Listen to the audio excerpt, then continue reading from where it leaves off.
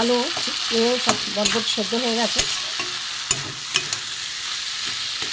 একদম সাধারণ চচ্চড়ি নিরামিষ দিনে ডাল ভাতের সাথে খুবই ভালো লাগবে বন্ধুরা। বন্ধুরা হয়ে গেছে। যদি ভালো লাগে লাইক করবেন, শেয়ার করবেন। এই চ্যানেলে যদি নতুন হয়ে থাকেন অবশ্যই একটা সাবস্ক্রাইব করে দেবেন। যারা ফেসবুক পেজ থেকে দেখছেন তারা একটা ফলো করে দেবেন। চলুন প্রথম থেকে কীভাবে করেছি দেখতে থাকি। চলুন যাই। বন্ধুরা, জিবি ভ্যারাইটি থেকে আপনাদের স্বাগত।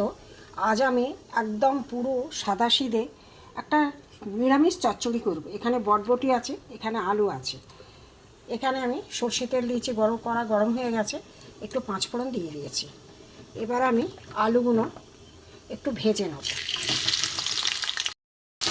একদম হালকা তেল মশলায় সাদাসিধে একটা চচ্চড়ি, নিরামিষ চচ্চড়ি, ডাল ভাতের সাথে ভালো লাগবে। আলুটা আমি একটুখানি ভেজে নেবো ভালো করে। আলুটা মোটামুটি ভাজা হয়ে গেছে। এতে আমি বটবটিগুলো দিয়ে দেবো। সিম্পল একদম তরকারি বন্ধুরা। এতে একটা আর্ধেক টমেটো ছিল, টমেটোটাও দিয়ে দিয়েছি। আর সাদাসিধে একদম চচ্চড়ি, নিরামিষ চচ্চড়ি, বটবটি আলু। একটু ভাজা ভাজা হোক, তারপরে দেখাচ্ছি।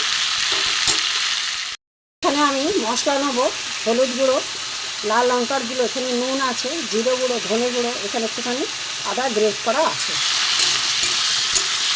সবজিটা মোটামুটি ভাজা হয়ে গেছে। টমেটোটা গলে যাবে। অর্ধেক ছিল, অর্ধেকে দিয়ে দিয়েছি। এই মশলাগুলো আমি সবটাই দিয়ে দেবো।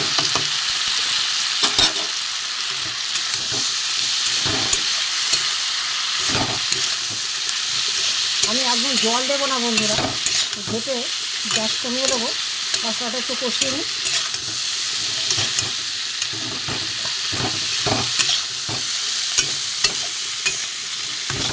একটু ভালো করে কষিয়ে নিই। গ্যাস কমিয়ে আমি চাপা দিয়ে দিলাম। গ্যাস কমিয়ে দেবো